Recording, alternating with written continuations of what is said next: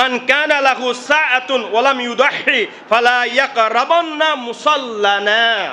হযরত আবু হুরায়রা রাদিয়াল্লাহু তাআলা আনহু ইরশাদ করছেন, রাসূলুল্লাহ সাল্লাল্লাহু আলাইহি ওয়াসাল্লাম বলেন, যে ব্যক্তির সামর্থ্য থাকা সত্ত্বেও কুরবানি করে নাই, সে যেন আমাদের ঈদগাহের কাছে না আসে।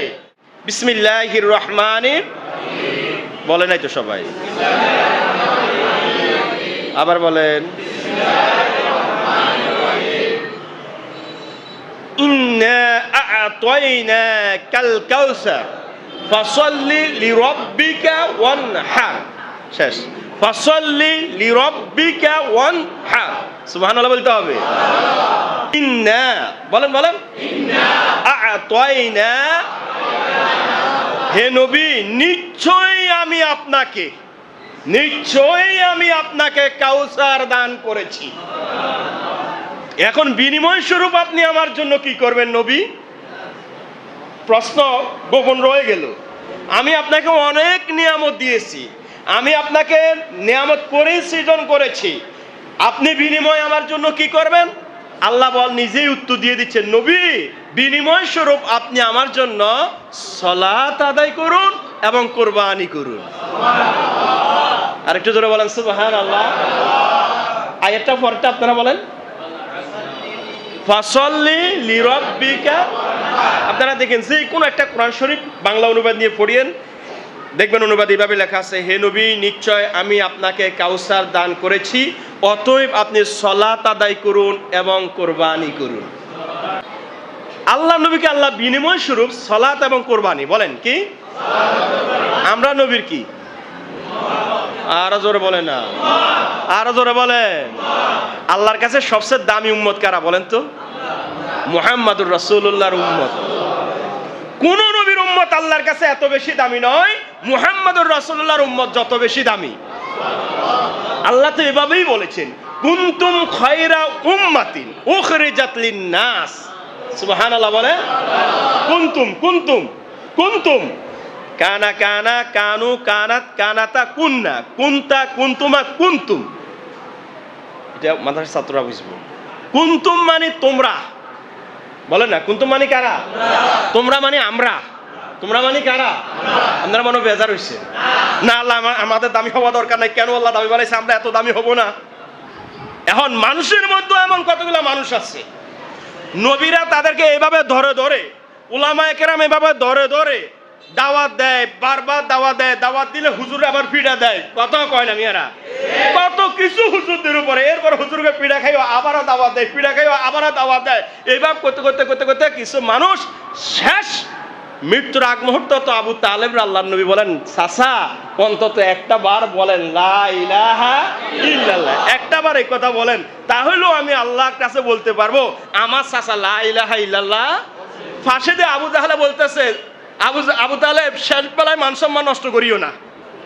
ওই তেড়া বলেন না, ওই কি এরকম মানুষ নাই বলেন না ভাই, আছে। এখন আল্লাহ পাক সবচেয়ে সেরা উম্মত আমাদেরকে বানানো হয়েছে। সুবহানাল্লাহ বলেন না। আমাদের মধ্যে কিছু তেড়া আছে, জোরে বলেন, আমাদের মধ্যে কিছু তেড়া আছে। সাথে কি বলে, না আমি সম্মানিত হব না, না আমি আশরাফুল মাখলুকাত হব না, না আমি দাঁড়িয়ে রাখবো না, না আমি নামাজ পড়বো না, না আমি পাঞ্জাবি গায়ে দিব না, না আমি মসজিদে যাব না। বলেন আছে কি না? এরা তেড়া। এই মানুষগুলা শেষ পর্যন্ত এদের জন্য আল্লাহ তৈরি করেছেন জাহান্নামা খালিদিনা ফিহা আবাদা। আল্লাহ বলেন আমার উত্তম স্থান জান্নাত তোদের তাকদিরে নাই। আল্লাহ তুমি আমাদেরকে ওই তেড়া থেকে মুক্ত করে আমাদেরকে নেককার, সলেহীন, নেককার, পরহেজগার, মুত্তাকি তোমার বান্দা যারা আছে তাদের দলভুক্ত করো। জোরে বলেন আমিন। আর একটু জোরে বলেন না আমিন। আমার ভাইরা, সময় খুব কম। আল্লাহ নবী সাল্লাল্লাহু আলাইহি ওয়াসাল্লামকে আল্লাহ বলেন ফাসাল্লি লিরাব্বিকা ওয়ানহার। নবীকে আল্লাহ বলেছেন, হে নবী আপনি সালাত আদায় করুন, কুরবানি আদায় করুন নিয়ামতের বিনিময়ে। এবার আসুন সেই নবীর উম্মত আমরা। সেই নবীর উম্মত কারা? আচ্ছা আমরা বলেন তো, আমাদেরকে কি আল্লাহ কোনো নিয়ামত দেন নাই? হ্যাঁ হ্যাঁ, আরে ভাই জোরে বলেন না, আছে কি না? আল্লাহর পক্ষ থেকে আপনার কাছে কোনো নিয়ামত নাই? প্রথম নাম্বার, আপনি যে কথা বলতে পারতেছেন, কথা বলার পাওয়ার শক্তি যেটা, এটা কার দেওয়া নিয়ামত? এমন মানুষ কি আপনার সামনে নাই যে আপনার মতো 2 হাত আছে, 2 পা আছে, চোখ আছে, সব ঠিক, কিন্তু কথা বলার শক্তি তার নাই? আছে কিনা বলেন? তাহলে আপনি যে কথা বলতে পারতেছেন, এটা কার নিয়ামত? এই 2 হাত না, আসতে বলেন, কার দেয়া নিয়ামত? কার দেয়া নিয়ামত? এই 2 পা কার দেয়া নিয়ামত? কার দেয়া নিয়ামত? এভাবে আপনার ভিতরে কতগুলো অঙ্গ প্রত্যঙ্গ আছে, সামান্য একটা শিরা উপশিরা যদি ব্যস্কম হয়ে যায়, তাহলে আপনার সব অকেজো হয়ে যাবে। সব কিছুকে ঠিক রেখে আপনাকে একজন সুস্থ মানুষ হিসেবে মসজিদে নিয়ে এসেছেন, এই নিয়ামত কার? আপনি নবীকে বলেছেন নিয়ামতের বিনিময়ে আপনি সালাত আদায় করুন, কোরবানি করুন। নবীর উম্মতে কি করবি? হ্যাঁ, নবীর উম্মত কোন? নবী বলেছেন, উম্মত তোমরাও সালাত আদায় করো, কোরবানি করো। তোমরাও সালাত আদায় করো, বলেন না, বলেন না, বলেন সালাত আদায় করো, জোরে বলেন সালাত আদায় করো। আল্লাহ নবী তো ধমক দিয়েই বলেছেন, দেখো তোমাদের কারো কোরবানি করার এবিলিটি আছে, সামর্থ্য আছে। কোরবানি করার কি আছে? সামর্থ্য আছে। সামর্থ্য থাকা সত্ত্বেও যদি তুমি কোরবানি না করো, তাহলে দেখিও আমাদের ঈদগাহে আসিও না, তুমি আসিও না। দেখেন, নবী যদি বলে তুমি আমাদের ঈদগাহে আসিও না, মানে তুমি আমাদের দলের নয়, তুমি আমাদের দলের নয়। কোরবানি দেওয়ার এবিলিটি আছে, কোরবানি দেওয়ার সামর্থ্য আছে, অথচ কোরবানি করছো না, তুমি আমাদের ঈদগাহে আসি না, তুমি আমাদের দলের নয়। আচ্ছা, নবী যদি বলেন তুমি আমাদের দলের নয়, মাই কয় না ফুত, জোরে কয় না তারা, মাই কয় না কি, খালা কি কয়, লাভ হইবনি। আর জোরে বলেন না, নবী বলে তুমি আমার উম্মত নয়, কারণ তোমার এবিলিটি আছে, তোমার সামর্থ্য আছে, অথচ তুমি কোরবানি করছো না, তুমি আমার উম্মত, তুমি আমার ঈদগাহের দ্বারে কাছে আসিও না। এখন আপনি কি বলবেন? না না আমি আসি, না না আমি আসি, হবে? বলেন হবে? স্পষ্ট হাদিস ইবনে মাজাহ শরীফের মধ্যে এসেছে, আর আবি হুরায়রা। আপনাদের কোনো অসুবিধা হচ্ছে নাকি? সবাই কি কথা বুঝতেছেন? عن أبي هريرة رضي الله تعالى عنه قال قال رسول الله صلى الله عليه وسلم من كان له ساعة ولم يضحي فلا يقربن مصلنا। হযরত আবু হুরায়রা রাদিয়াল্লাহু তাআলা আনহু ইরশাদ করেন, রাসূলুল্লাহ সাল্লাল্লাহু আলাইহি সাল্লাম বলেন, যে ব্যক্তির সামর্থ্য থাকা সত্ত্বেও কোরবানি করে নাই, সে যেন আমাদের ঈদগাহের কাছে না আসে। এটা হাদিস শরীফের কিতাব সমূহের মধ্যে একটা অন্যতম কিতাব হচ্ছে ইবনে মাজাহ শরীফের মধ্যে হাদিসখানা এসেছে। সম্মানিত উপস্থিতি, এখন আপনারা বলবেন, হুজুর আমরা তো জাতে বাঙালি, লাভ ছাড়া কোনো কাজ করি না। ইয়া লাভ ছাড়া কোনো কাজ, তারা কত কয় না, লাভ ছাড়া কোনো কাজ। স্বভাব তো আমাদের এইটাই, এই যে এত টাকা পয়সা খরচ করি, কোরবানি যে দিব, আমাদের বেনিফিট কি, লাভ কি? আচ্ছা আপনারা বলেন, নবী আপনাকে কোরবানি করার জন্য আদেশ করেছেন, উৎসাহিত করেছেন উইদাউট বেনিফিট, কোনো লাভ ছাড়া? ভাই জোরে বলেন না, কোনো লাভ ছাড়া। শুনেন কি লাভ। হযরত যায়েদ ইবনে আরকাম রাদিয়াল্লাহু তাআলা আনহু থেকে বর্ণিত, তিনি বলেন, ক্বালা আসহাবু রাসূলিল্লাহি সাল্লাল্লাহু আলাইহি ওয়াসাল্লাম মা হাযিহিল আদাহি ইয়া রাসূলুল্লাহ। কুরবানির আরেক নাম হচ্ছে আরবিতে আদহা, উদহিয়া। সাহাবায়ে কেরাম নবীজিকে বললেন, হে আল্লাহ নবী, কুরবানি কি বা উদহিয়াটা কি? তখন নবী সাল্লাল্লাহু আলাইহি ওয়াসাল্লাম বললেন, সুন্নাতু আবিকুম ইব্রাহিম, এটা হচ্ছে তোমাদের বাবা ইব্রাহিমের সুন্নাহ। আরেকটু সুন্দর করে বলেন সুবহানাল্লাহ। ক্বালু ফামা লানা ফিহা ইয়া রাসূলুল্লাহ। সাহাবায়ে কেরাম বলেন, হে আল্লাহর নবী, আমাদের বাবা ইব্রাহিমের এই সুন্নাত যদি আমরা পালন করি, আদায় করি, রক্ষা করি, তাহলে আমাদের কি লাভ? তখন ক্বালা বিকুল্লি শাআরাতিন হাসানাতুন। তখন নবী সাল্লাল্লাহু আলাইহি ওয়াসাল্লাম বললেন, দেখো যে পশু দ্বারা তোমরা কুরবানি করবে, ওই পশুর শরীরের মধ্যে, গায়ের মধ্যে যতটা পশম রয়েছে, প্রত্যেকটা পশমের বিনিময়ে তোমাদের জন্য এক একটা করে নেকির ব্যবস্থা রয়ে গেছে। আরেকটু সুন্দর করে বলেন সুবহানাল্লাহ। এখন সাহাবায়ে কেরাম মানে প্রশ্ন আসলো, পশুর গায়ের মধ্যে যত পশম এত নেকি দিবে, তাহলে ভেড়ার গায়ের মধ্যে, বকরির গায়ের মধ্যে তো অনেক পশম, তাহলে কি এত নেকি দিবে নাকি? সুবহানাল্লাহ কয় না কেন? স্বাভাবিক মনের মধ্যে পশুর গায়ে যত পশম এত নেকি, তাহলে ভেড়ার গায়ে বা বকরির গায়ের মধ্যে যে যত পশম এত নেকি কি হবে? সাহাবায়ে কেরাম নবীকে প্রশ্ন করলেন, ক্বালু ফাসুবু ইয়া রাসূলুল্লাহ, ফাসুবু ইয়া রাসূলুল্লাহ।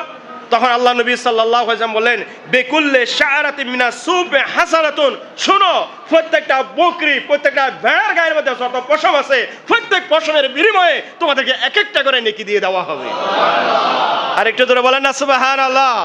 আচ্ছা আপনারা আমাকে বলেন তো, আল্লাহ নেকি দেওয়ার সময়, আল্লাহ পুণ্য দেওয়ার সময় দাগনভূঞার এমপি সাহেব, না মেয়র সাহেব, না উপজেলা চেয়ারম্যান, না ওয়ার্ড কমিশনার স্বাক্ষর নিতে হবে? না না না, বলেন কারটা লাগবে? হ্যাঁ, মনে হয় এদেরকে আমি ছোট করছি। এদেরকে কি আমি ছোট করছি? না, আমি ছোট করি না, এরাও আল্লাহর বান্দা। বলেন এরা কার বান্দা? আমরা কার? জোরা বলেন আমরা কার?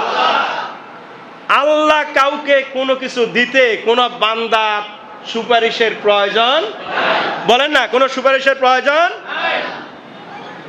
বান্দা চাইবে সরাসরি, আল্লাহ দিবেন সরাসরি। বলেন বান্দা, জোরে বলেন, জোরে বলেন। বান্দা চাইবে, আল্লাহ দিবেন। আরো জোরে বলেন, আল্লাহ দিবেন, আল্লাহ দিয়ে দিবেন। বান্দা চাইতে দেরি হয়, আল্লাহ দিতে কোনো দেরি হয়? আল্লাহ তো এইভাবে বলেছেন, ফাজকুরুনি, বান্দা তোমরা আমাকে স্মরণ করো, তোমরা স্মরণ করতে দেরি হবে, আমি তোমাদের স্মরণ করতে দেরি হবে। আল্লাহ তো এইভাবে বলেছেন, উদউনি আস্তাজিব লাকুম, বান্দা তোমরা আমাকে ডাক দাও, আমি তোমাদের ডাকে জবাব দিব। আর কি প্রয়োজন আছে বলেন ভাই, জোরে বলেন, আর কি প্রয়োজন আছে? দুনিয়ার মানুষ একটাকে আপনি একবার দুইবার তিনবার ডাকে বিরক্ত হয়ে যায়, কথা কয় না, বিরক্ত হয়নি? দুইবার তিনবার কল দিচ্ছেন কোনো এক কাজ, আর কি দুইবার তিনবার কল দেওয়ার পর বিরক্ত করে ফেলাইছে, বলে কিনা ভাই, বলেন না? কিন্তু আল্লাহু আকবার বলেন, আল্লাহু আকবার, আল্লাহু আকবার, আল্লাহু আকবার। এমন এক রবের বান্দা আমরা, আপনি যত বেশি তাকে ডাক দিবেন, যত বেশি তার কাছে চাইবেন, তত বেশি তিনি খুশি হয়ে যাবেন।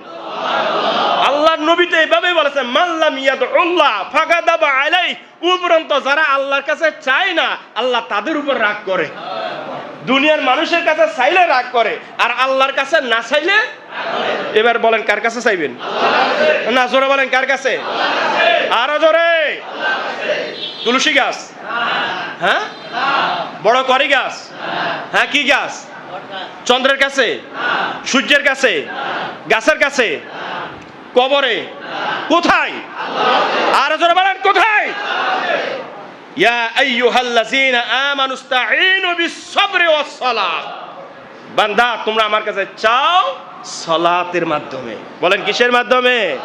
আরো জোরে বলেন কিসের মাধ্যমে? কোথাও যাওয়ার দরকার নাই, সোজা বিপদে পড়ে গেছেন, ওযু করে মসজিদে ঢুকে যান।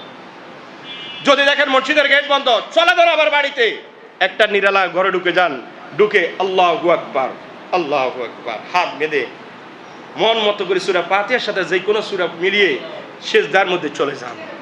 মনে যা চায় তা তার কাছে বলেন, বলবেন জমিনে ফিস ফিস করে, মালিক আরশ থেকে তাহা শুনে যাবে। আজকে আর ওয়াজের দরকার আছে? সম্মানিত আমি আপনাদেরকে সর্বোপরি জিলহজ মাসের এই 10 দিনের 10 তারিখের আমল কোরবানি, বলেন কি, কোরবানির প্রতি আপনাদেরকে উৎসাহিত করলাম। আপনাদের যাদের অ্যাবিলিটি আছে, কার কার অ্যাবিলিটি আছে, সংক্ষেপে শুধু এতটুকু বলি, যাদের নিসাব পরিমাণ সম্পদের মালিক, এটা রমজান মাসে আমরা আলোচনা করেছি, নিসাব পরিমাণ সম্পদ কাকে বলে। 1 বছর সম্পদ থাকতে হবে এমন কোনো কথা নাই। নিসাব পরিমাণ সম্পদের মালিক যদি আপনি 10 তারিখ সকালবেলাও হন, তাহলে 10 তারিখ যে কোনো সময়, অথবা 11 তারিখ অথবা 12 তারিখে আপনি যে ছোট্ট একটা বকরি হইলো আল্লাহর জন্য আপনি উৎসর্গ করে দিবেন। রাজি আছেন তো ইনশাআল্লাহ? সবাই রাজি আছেন তো ইনশাআল্লাহ?